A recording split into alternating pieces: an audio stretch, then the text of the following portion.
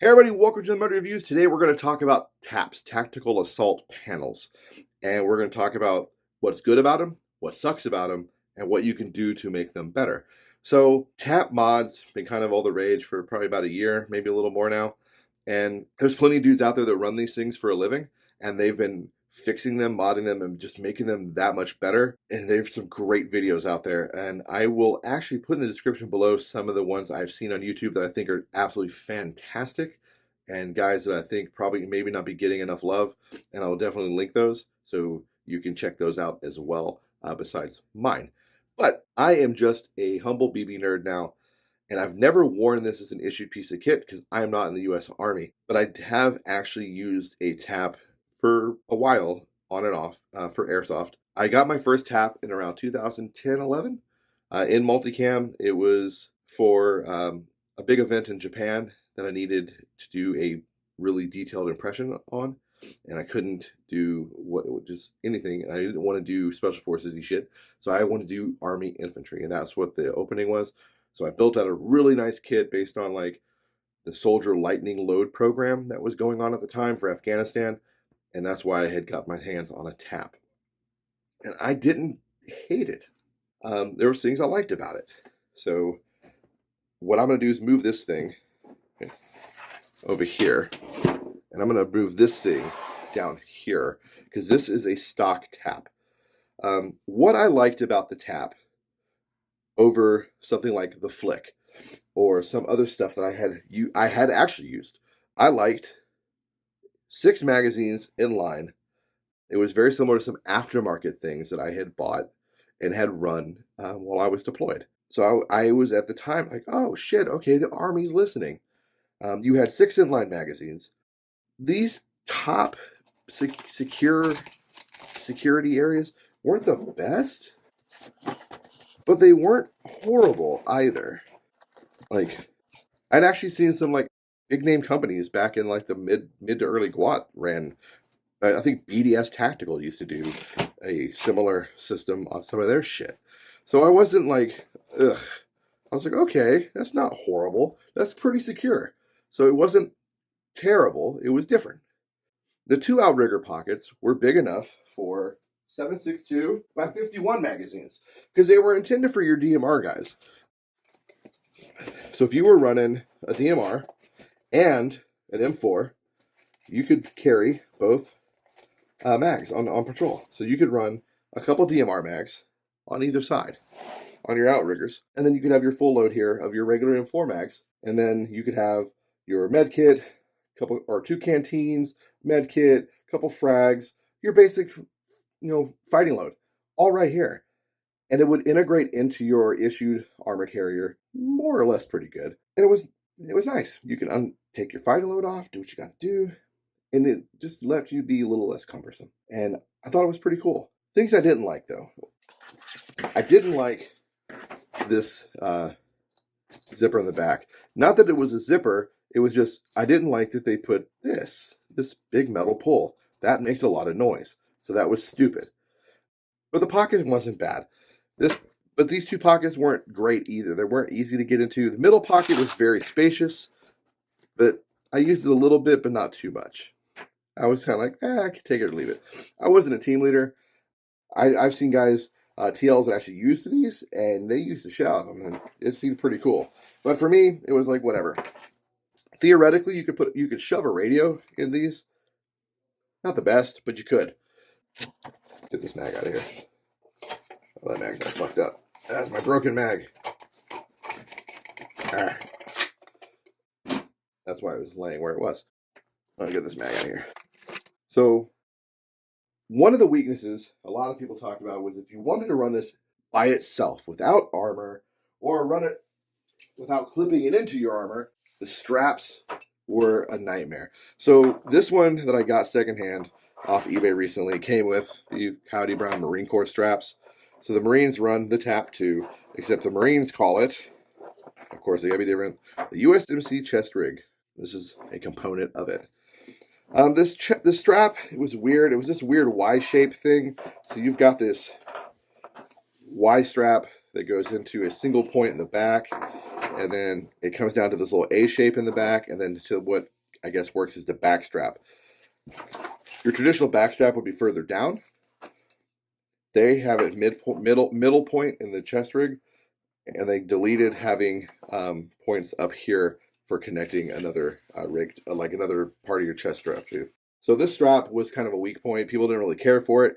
Makes the rig kind of ride a little funny, a little weird, and no matter how much you adjust it, just doesn't quite feel right. So yeah, I'm gonna bin this.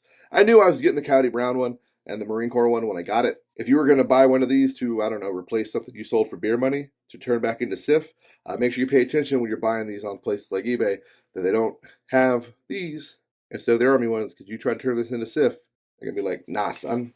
But you can actually make this rig way more functional, way more comfortable by getting rid of those and just taking a nice H-strap like this. So this is one I actually made a while back, but it will work just fine. You'll notice you could hook it into here. I wouldn't. I would actually put buckles up here. You don't even need to be able to sew. You can just literally hook them in here, these two pieces of webbing. And I'll show you that in a moment. But that is a quick thing. Spiritus actually makes an upgrade kit for these called the TAPs upgrade kit, and they're sold out. I want to get one eventually. But I actually started kind of tinkering with my own version of their upgrade because I was really curious. And I was like, that's kind of fantastic. And I'm going to show you that in a second. One thing you can do to this, right out the gate, if you have one of these, if you're issued and you have to use one of these, is you can get, and I've already done a review on this, the TAP made a quick appearance in it. I'm going to talk about it again real fast, and I'm not talking about it again, anymore. The MP2 mag inserts, I already reviewed these, and I showed the UCP TAP during that review. But these inserts are fantastic. You drop them right into these mag pouches. You can just tuck the flap. You don't have to cut them. Keep this up here. So now you're not modifying your kit permanently. You can still turn it back in. And then you've got a Kydex insert for your magazine in there. And it's pretty awesome. Very easy modification to the TAP. And it just makes the existing rig that much better. And it's not that expensive. So, easy day. Best part is you don't have to do any cutting or modding. Now, another thing you can do, I'll pull this UPC one out, or UCP one out. Keep us a UPC. It's not the piss test. Is you can cut the flaps like I did here on this one, and you can just put some shot cord in here. You can sew some tabs like I did, run some shot cord, and now you've got a very simple retention over top. This is kind of what Spiritus had. This is what they were running, and I wanted to see. Another thing you could do is you could get some S&S precision pull tabs and just put those up there. That'd be another really simple mod, really easy to do. If you're able to modify one like I did where you can cut the straps, you could just cut them, get some shot cord, run them through, overhand knots like this, just like here, and then S&S precision pull tab. Those are like $12-13 for a pack of 6. All you need is 4 of them.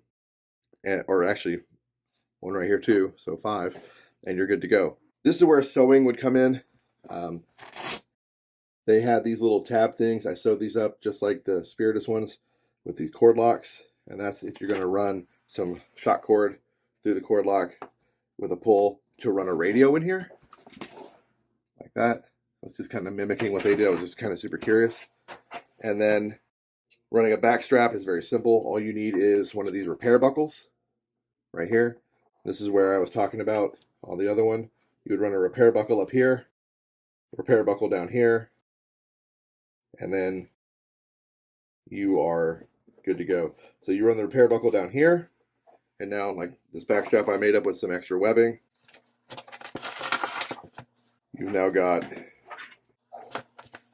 a 1-inch webbing back strap for your rig. So you got a standard style chest rig back strap on here. Makes it a lot more comfortable. And then that little zipper piece I was telling you about, cut that off with some wire snips, some cordage. This is a ribbed cordage, I forgot what this is called. It's very similar to what Spiritus used. You run that through there, tie it off. Makes for an easier pull. It's a lot quieter too. Now you're not clanking around. and you've just made the tap just that much more useful and more like, just what's the word, like, not beneficial, efficient. Yeah, it's just way more efficient, way more useful. And these are all things you can do even without being able to sew. Like I said, just some shot cord, some S&S pull tabs, scissors. You can cut all that shit off. Overhand knots. Run the shot cord. Put the S&S pull tabs on there since they're already pre-made and they're hard. They're like a rubberized, like hard rubbery plastic. Boom. You don't even have to be able to sew to make these. You've got now retention for all your magazines.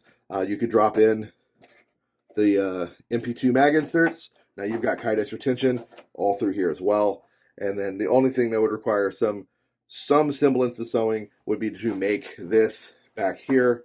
But this is not even hard to do if you could find a tailor that can, or seamstress that can do some heavy duty sewing, someone that makes leather goods, that'll have a machine strong enough.